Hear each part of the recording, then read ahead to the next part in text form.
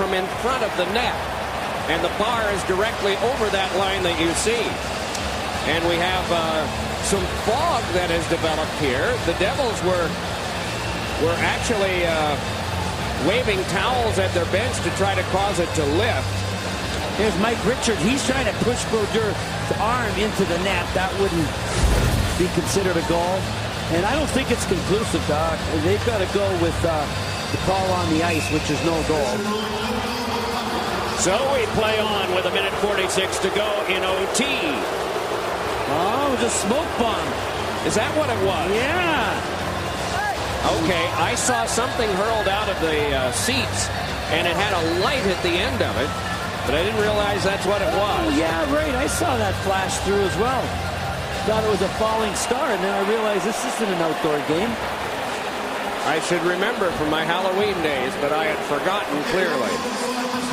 Oh, what a save by Marty Brodeur, though, to get the rib of his pad on the puck. And it looks like there's going to be a slight delay. It might also be a stink bomb as well as a smoke bomb. All the players are out on the ice milling around. Now, why would that be? They're looking, you know, Doc, it was right down below us that I saw the smoke bomb or being thrown. So they're trying to locate the crazy individual who just did that. We may have a replay. Watch here.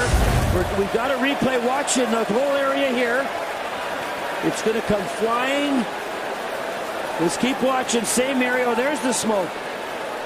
There's the smoke after it landed. But I saw, as you did, Doc, I saw you traveling through the air, and it had a flame behind it. And I couldn't figure out at the time what it was. And now we know. But, I don't know. You ever seen that before? That's a new one. That's a new one, and hopefully that's the first and last of those that we'll see. Ornery stuff like this sometimes has a way of catching on, but we hope not. But you know what, Doug? Like, that's premeditated. Yeah? You know, who comes thinking, oh, this would be cool to throw a smoke bomb on the ice? I mean, I don't know if they caught the culprit, and I hate to say it's indicative of Philadelphia, but I guess no one would be surprised that it happened here first. Brent Sutter is motioning to his players, I think, to skate around a little bit. Maybe that's what the circling motion with his hand is, just to try and cause some of that to lift.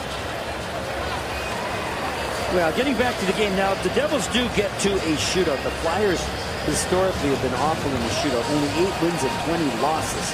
So that's another thing. 1:46 to go. But I don't know, Doc, if the players really know those kind of stats. You know, that the advantage they might have statistically if they got to a shootout. Let's hear from Steve downstairs.